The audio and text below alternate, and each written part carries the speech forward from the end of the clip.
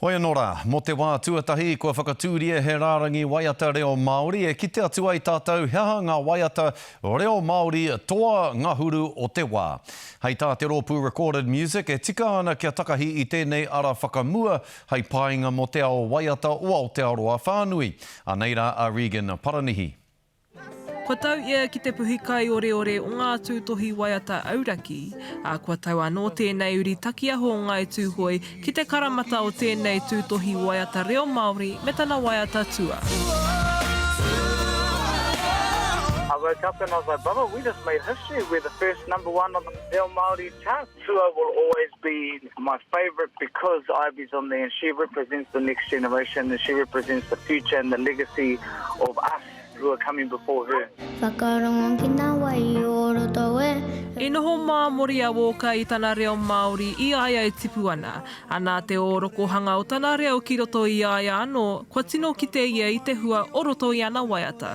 Singing in Māori, I feel more powerful, feel more at home. You know, the first songs I ever learned were Himene on the marae, and to be able to do this in this day and age and have my niece in there is something special, and this is the legacy that I want to create. He tuahangata ia mo te reo Māori, a mai anō te kōpū ia e puawai mai ai hei korokoro tui.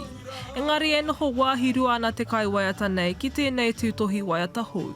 He hua pai kei reira, hoi anō ko tāku, ko tā te kai mahi i roto i tēnei ao, ko te rapu he hangarau-taki hei whakapiki ake i ngā tatau. A ngā waiata reo Māori ki roto i ngā rārangi whātekau o Aotearoa Whānui. Engari hei tā te kai whakahaere o recorded music, he āheinga tēnei kia āhuka i te hirahira o te reo Māori ki roto i te ao waiata. Waihoki kia Māori ake nei te noho o te reo ki te rāngai nei. The number of artists that are both recording and performing in te reo Māori, and that's really a reflection of that our industry and our artists are embracing the use of te reo Māori. I never thought that it would be possible for me to even sing in te reo Māori, let alone have a chart that acknowledges our waiata Māori. Hei tā te kai whakahaere anō, ko te papata tai waiata o Aotearoa nei, te tūtohunga o te ara e haere nei, ko te rāngai waiata Whānui.